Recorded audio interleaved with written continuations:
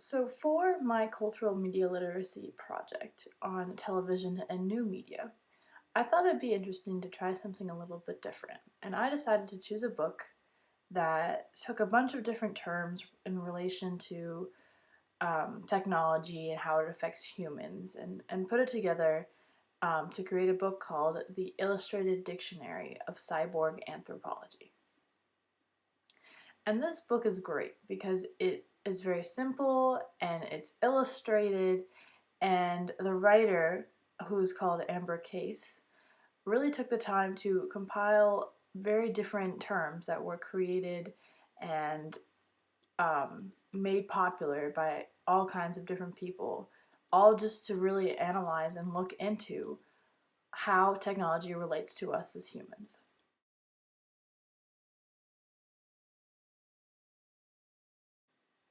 But what actually is a cyborg? Well, the book has a pretty complex definition. When I first thought of it, I thought of Treasure Planet with the little ball that was a map, and the whole concept of beware of the cyborg with Jimbo and all the other characters and things like that.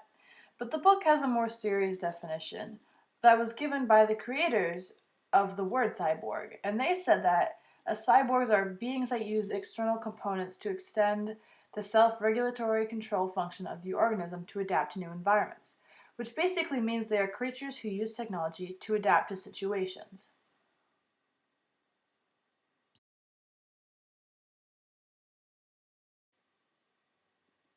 So then, when we're dealing with cyborg anthropology, we're thinking about how that technology has affected us as humans. This pertains to our culture, how we live our lives, how we communicate with each other, what we do, and what we say.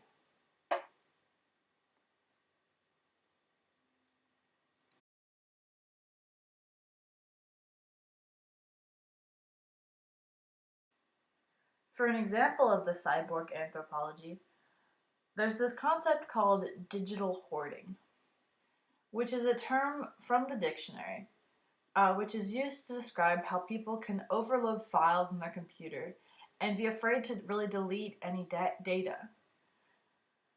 But once used to be just hoarding in our homes because hoarding on our flash drives, which is a perfect example of how that cyborg anthropology and that relationship with technology has really affected our day-to-day lives and how we carry out what we're doing.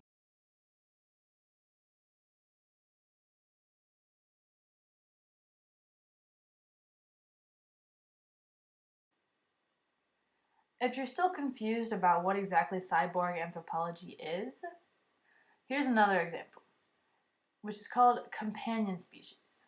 So the initial idea for this came in the form of pets, like dogs and cats and things like that. But with technology, naturally that has evolved. Now, kids fulfill this companionship with little toys like Tamagotchis, and they use their gaming devices to play games like Nintendogs, all of which have had an influence on the culture. And it's all because of this evolution of technology and what that is. And so that's just a part of what how people relate to those things, and what that how that changes the relationship between people and the technology.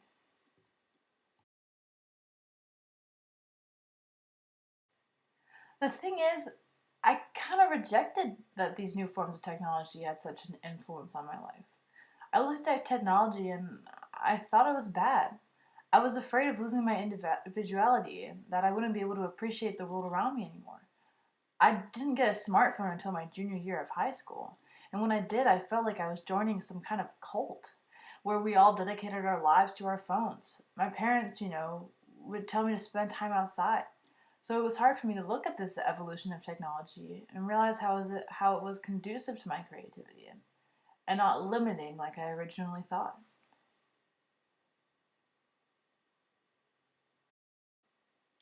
But I began to think about all the resources that initially I would have to go to the library to find, and how with a smartphone, they were all available within the palm of my hand. And the benefits of the cyborg identity go far beyond just convenience.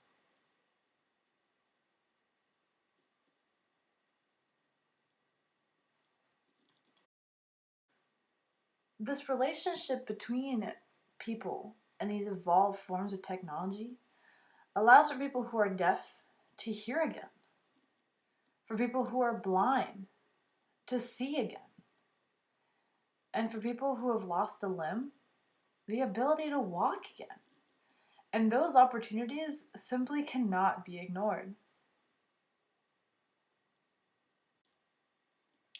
From another point of view, the evolution of technology, in regards to communication especially, has affected how our culture has developed. Now, there's no excuse anymore for ignorance and close-mindedness, because so much information is found online. And everyone in the world is just a FaceTime or a phone call away.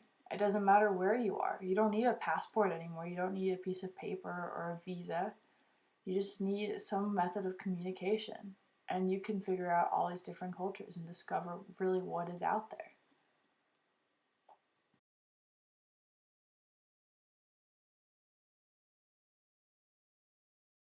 So, pairing my concerns with technology with the impossible to ignore benefits of all these evolutions of technology, you kind of have to ask the question, what does the future hold? And the answer, well, I think it might be better to make a pros and cons list.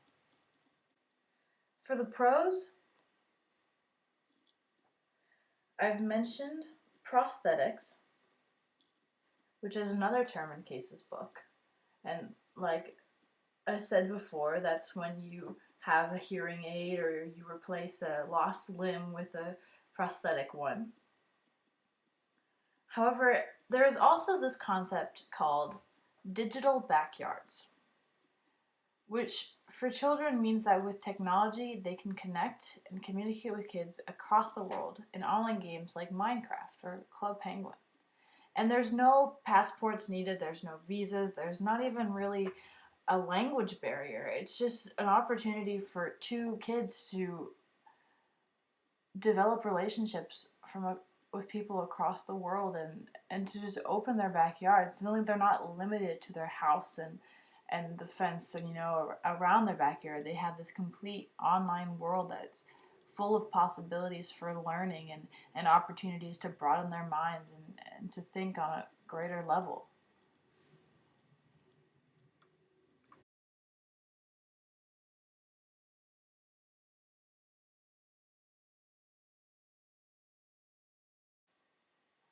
But, you know, while the book has terms like digital backyards that show how opportunistic and conducive to creativity these forms of technology can be, there are also terms in the book that bring up reasonable concerns. There are words like connective obligation, which is a lot like it sounds. It means that due to the fact that we are almost always reachable now, as a society we have a significant attachment to that ability, to where we almost feel guilty if we don't have our phones on hand, and if we can't be reached at a certain point, or if we miss a message or an email. And so we feel the need to always have our phone with us. Another term is the idea of junk sleep, which is from the dictionary as well. And in the dictionary, it mentions how it's actually been proven with several studies that all claim the same thing. Using phones and going on our laptops late at night is not conducive to sleeping, which should really be a significant concern. How our technology affects how we live our day-to-day lives can have those positive and negative effects.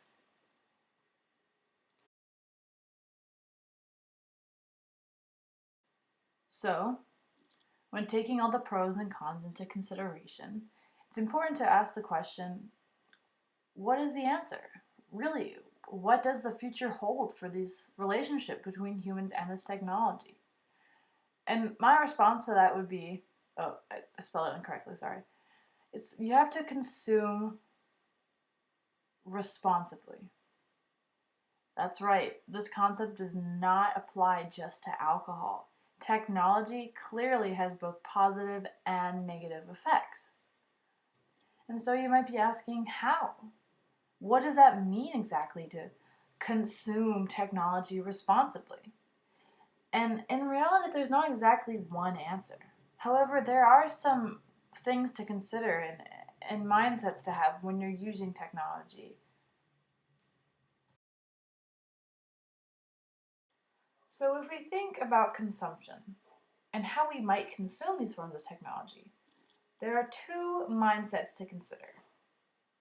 We have passive consumption, which would be scrolling through Twitter or Tumblr or Instagram, or spending hours watching clickbait videos on YouTube, where you're not doing anything constructive and you're not really thinking about anything specific. On the other hand, you can also actively consume technology. And this is really important. This is where prosthetics and online backyards would fit. This is where online libraries and all the pros of technology lie. So we really want to focus on actively consuming and limit the passive consumption, even if it may be considered fun.